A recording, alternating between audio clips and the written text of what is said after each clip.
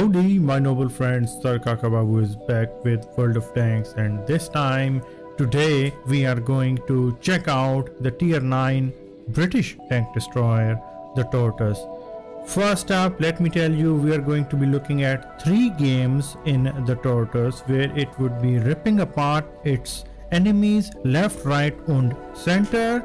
However, this is the holiday ops season at the moment, so I cannot promise you victories. However, we would end today's video with a game which not only resulted in a victory, well, you guys would be able to see what the Tortoise and yours truly, SirKakaBabu, can do if put in the right circumstances. So, what do you need to know about the Tortoise? First up is save up some free experience to make it fully upgraded so that it is playable. Otherwise, you would be, your life would become really miserable. This tier 9 gun, which one can unlock from the AT-15, this one sucks because it only does 230 damage. So, what can you do with 230 damage? Nothing. You can just basically shoot at someone and announce to him that you are not fully upgraded. So he would come after you like there is no tomorrow, and it is going to be miserable. So sell your body, do something, gather free experience enough to make it fully upgraded so it is playable.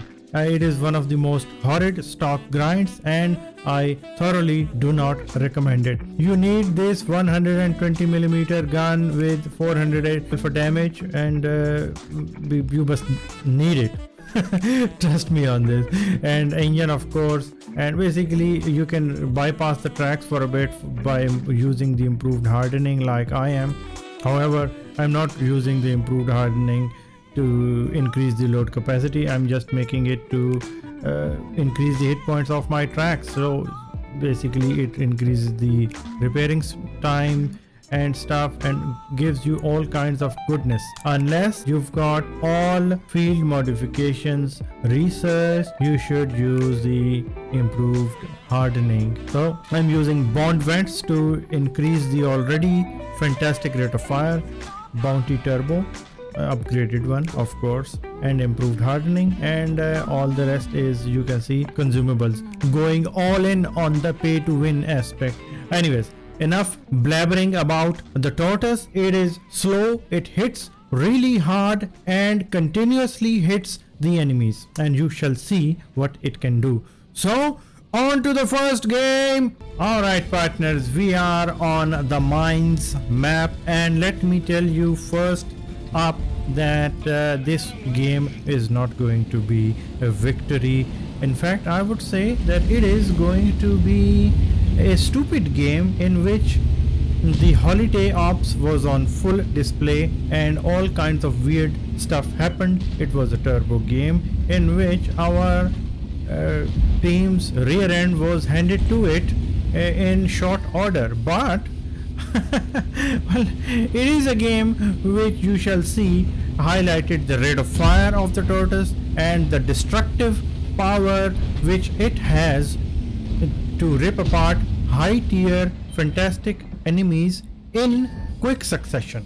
So let's see partners. BZ176, the plague of the battlefield these days, because Wargaming decided to unlock it and put it in the boxes. A lot of people have it, and it is just plaguing us, I must say.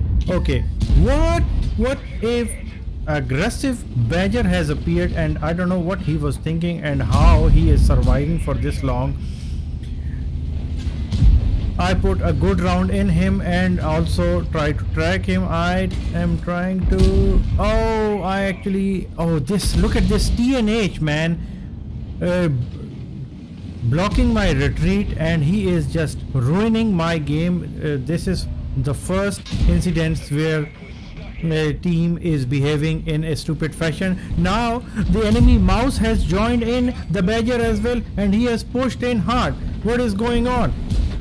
Meanwhile, our hill, the hill has been lost to the enemy. Only Bisonte C45 is looking towards our back, and he is trying to fight those enemies. However, he is not going to survive for that long. Moreover, I am continuing to pound the enemies in front of me, and this mouse is just playing really aggressively. I put a one round into the Kunza Panzer and Kunza Panzer gets a big hit. Now Badger has moved up against me. I find out that the lower plate of the Badger is the only weak spot, and this Badger in his well, super aggressive play is showing that weak spot, and now even that weak spot is not working out for me. So I have switched out to gold ammunition, and there goes down the Badger, ladies and gentlemen, in quick succession. This stupid game, we are like trying to stem the tide of the enemy and try to do as much damage as possible, and we are just trying to also keep the mouse in track so our enemies can finish him off. I do another round of damage.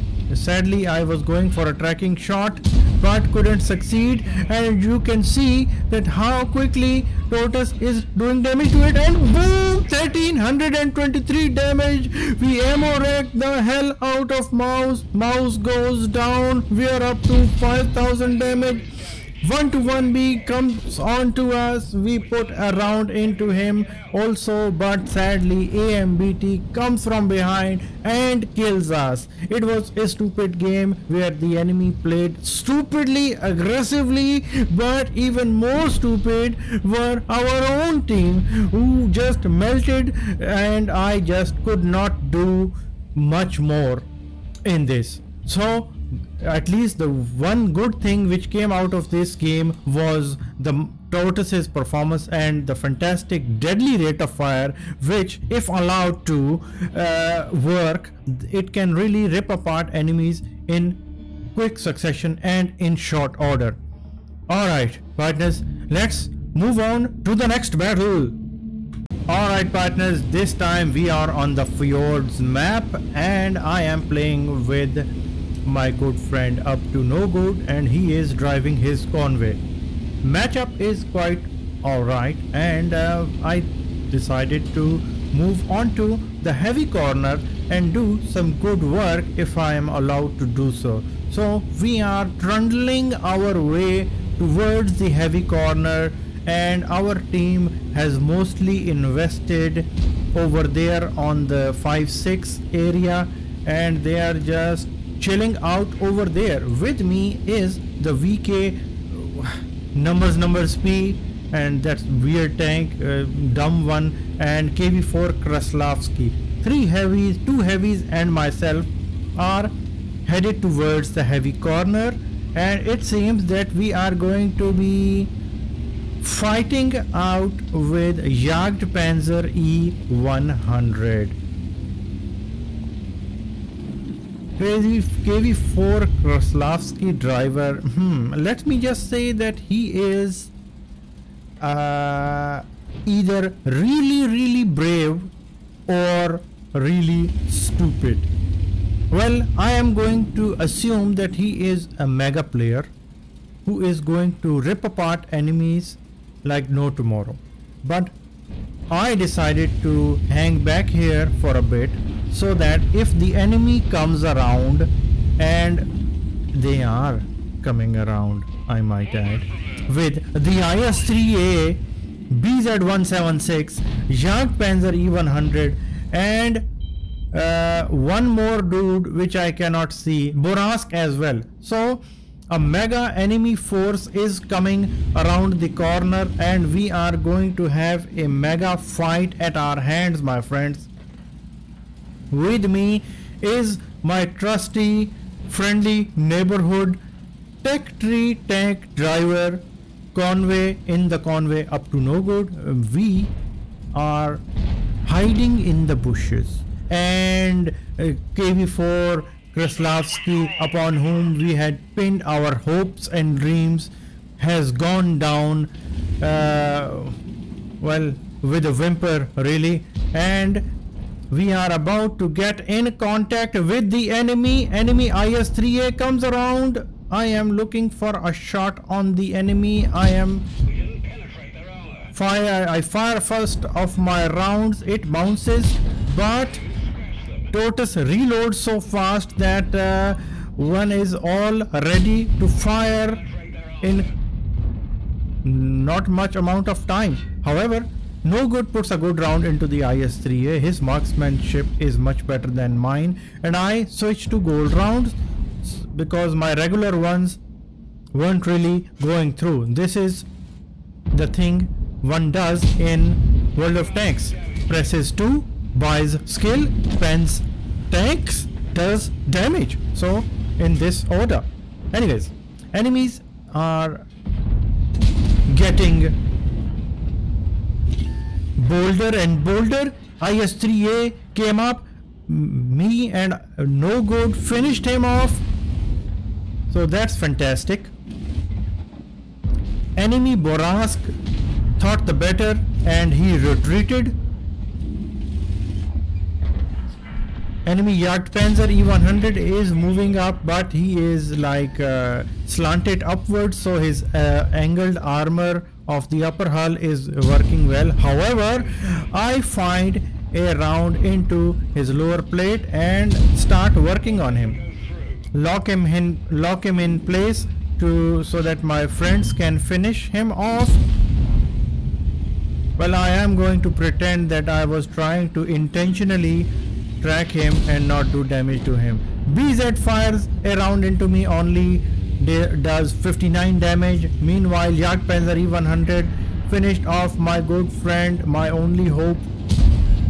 Up to No Good, he is down. He was like, oh no, we are going so down that cannot be described. BZ pushes on to me. I turn around, I kill the BZ. Meanwhile, I was getting help from the AMX CDA 105 as well. He did damage to him as well. Jagdpanzer E100 is trying to hide himself behind the wreck of No Good, but I am finding his lower plate due to the new outline system of wargaming. It makes it really easy for us to find enemy silhouettes. Now the enemies have pushed through from the other flank and they are really charging up on to us. We are up to 2700 damage, and so far we have picked up 3 kills, and all the enemies which have attacked us have bitten the dust. Yeah, I think that is the word. K91 PT goes down. He was like, oh, poor Tortoise, he's on low health, I'll kill him really fast. But little did he know that it was I and the Tortoise which was against him, and he had no chance. There on the other side, Cobra, that overpowered vehicle, finished off the AMX and he is coming after me.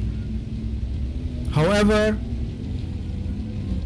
instead this T-34-2, which is on full health, charged up ahead onto me, and he was like, I would really finish him off in fantastic fashion.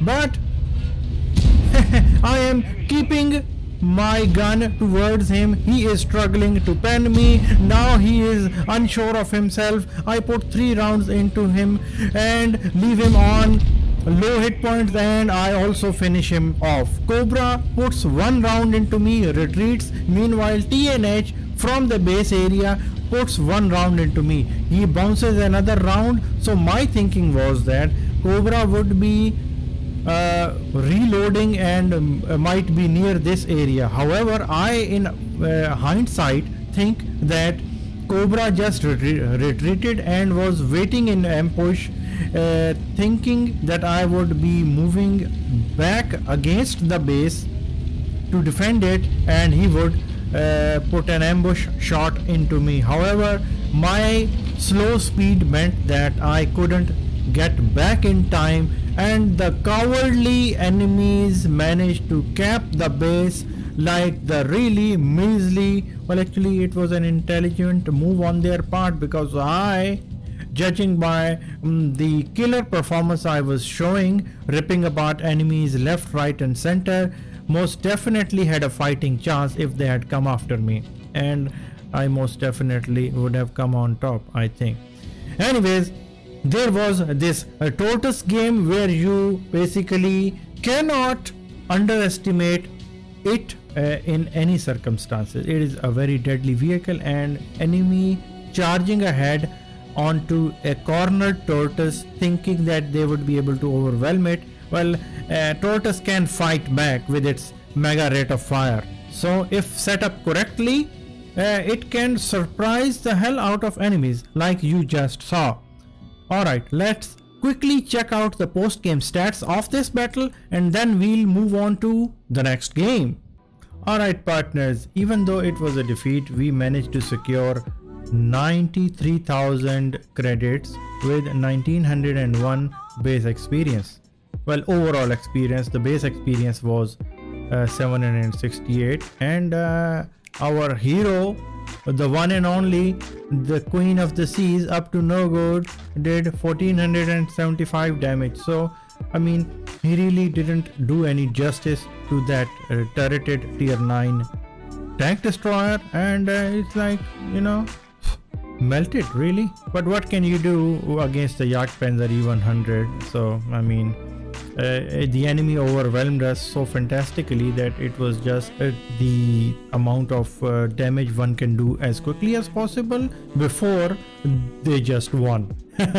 Anyways, 4,727 26 damage with 5 kills, and 22 rounds fired, 20 connected with 14 pens. So all of those regular rounds and bounces came back to haunt us. We even managed to squeeze in 3,551 profit as well after firing so many premium rounds. But in that clutch situations, one has to fire gold or just go home. We actually got home, but whatever, the enemy had to be dealt with. Alright, this was the Fjords game, and now on to another battle, partners. Alrighty then partners, this time we are on the Empire's border map, and it is a very tier 9 game. Look at the mini map and check out the right flank. Our entire team has decided in their infinite wisdom to just move on to the J line and ignore an entire flank. Only the poor leopard prototype on our team has moved up, and moved up in a daring fashion. Really, he has gone there alone, and he is in a danger of finding multiple targets over there and getting overwhelmed over there. So I advise him to retreat from that crazy position and do not do this, Mr. Leopard prototype. Thankfully, this legend over here in the E75 has decided to read the map finally and is coming back to defend the base. So it is I, the Tortoise, and E75 who have decided to actually not play selfishly and guard the base, because surely the enemy vehicles are going to move up and just break through into our lines sooner rather than later. So let's see, partners. Oh, we've got a winner. Standard B appears, and Standard B, seeing the Leopard prototype, has decided to move against it. We put a round into him. We do 390 damage to the Standard B. We do another round of 392. Leopard puts a round into it as well, and now Leopard has grown some let's just say Leopard has put on man pants and is going after the Standard B to finish off the tier 9 counterpart of his. So Standard B goes down, although the Leopard prototype is totally one-shottable as well. And there, well, it goes down sadly. Enemy Polish medium tank CS-59 and T-30 are making their way towards our base, and we are in a defensible position trying to ambush them and fire. And we put, well, sadly RNG was not on our side. CS-59 knows that it is suicide for him to come out of that location, so he is safe for now. We put a round onto an unsuspecting T-30 which thought he would be safe crossing that area. I was trying to track him, and if we had managed to track the T-30 over there, he would be done for. Now sensing the opportunity and sensing that the CS-59 is all alone, I have decided to move up against him and finish him off. So this is what you have to do. If you see isolated targets, then move up. Well, CC Mark II appears as well, and we put a round into him. Thankfully he didn't turn around, and we track the CS-59. He uses his repair pack. He is now on the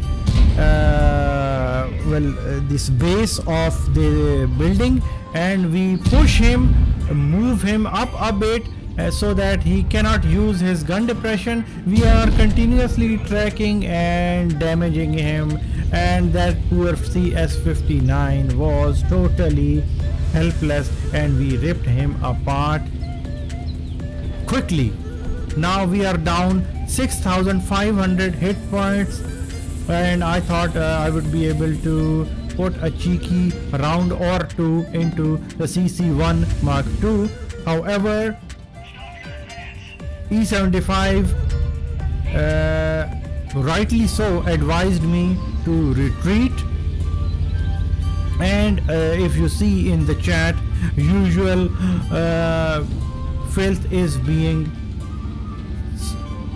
thrown away, and E75 is totally right in saying that everyone and their even close relatives went on to one side and got slaughtered over there. One of the players who went there was complaining that it was a noob team. So well, E75 and Char Future 4 are holding that other area, other approach of the enemies. Meanwhile, I am all alone guarding this approach from the enemy. Let's see which enemy is going to come up against us first.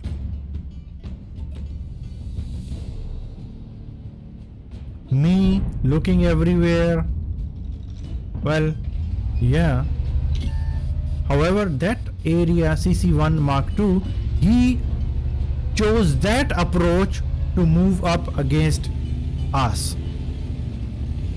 Come on CC, you can do it. RT is trying to fire and hit me. Thankfully his round didn't hit, and CC was waiting for the T-30 and he bounced around into me. I bounced around into him as well. Then Shar came back and puts a round into the T-30. T-30 moves up still, and I finish him off. So there goes down the tier 9 American tank destroyer. That was a fantastic thing, and this Shar is a legend because he came to my rescue just in the nick of time. Now I am actually loaded for bear, and I am actually thinking about moving against the CC Mark I because I think I can outshoot him, and one round into him, but right at the wrong moment really. Enemy Char Future 4 moves up against me. He puts a round into my tracks. CC Mark I puts a round into me but bounces, and my own Char Future 4 comes to my rescue, didn't let me get flanked, and finishes off the CC Mark I. I miss a shot on the Char, and a hero Char comes up and kills off the Char Future 4 as well. Now we are on to 5049 damage with barely hanging by a thread, 92, 96 hit points, and we were saved by the Char. I mean, the amount of damage we have done, that is good, sure, but friendly Char was the MVP in that engagement, finishing off the CC, damaging the T30, and also finishing off the enemy Char as well. Fantastic. Now our hero E75 meanwhile has gone down, only RT remains, and we are moving against the STRV1. How this RT is a good player as well. It defended its honor. I fire at this dragon and bounce I shot on his side. What is going on here, man? We were dealt a shorthand by the RNG, but thankfully after the STRV killed me, RT came around, swooped in, defended its honor itself, and finished off the game, carrying us to victory. And what a comeback it was, my friends, if I do say so myself. We were up against a mega placement of the enemy where they had all the map control, and our team went on to one side and got slaughtered over there, and we basically pulled ourselves back from the socks, really. Now let's check out the post-game stats and see how we did. Alrighty then, partner, for our humble contribution into this battle, we got the Medal of High Caliber with 67,000 credits. Well, we were firing a lot of gold rounds, so we didn't really make any credits. That is all good. And also 10,000, we must have done some top of the tree mission, so we got that much experience. Damaged a lot of tanks as well with our 5049 damage, 2 kills and 1252 damage. Next up was the Char Future 4, the hero MVP really, who saved me, executed 4 kills with his 1108 base experience. We cannot disregard the RT even though the numbers don't show it, but he was instrumental. Even in that shit map where RTs can't really do much, it proved its worth. Next up, the enemy E75. Cannot be understated how valuable he was, being there, moving into the correct position in order to defend the base. They say it is the thought that counts, and it surely counted in my humble eyes. So E75, you get a shout out as well. And what an appropriate name, Last Try. Well, he most definitely made his last try trying to defend the base from both directions, even advising me to fall back a bit to get into a more defensible position. 18 rounds fired, 16 hits, 14 penetrations, and it was just all in all a fantastic solid round for the Tortoise. Hopefully you guys would have a better idea of the Tortoise now, and what a fantastic gem of a tank destroyer it really is in the British tank destroyer line. So I hope you enjoyed this triple header of today, and I hope to see you guys soon in videos just like these. So until next time, goodbye my noble friends.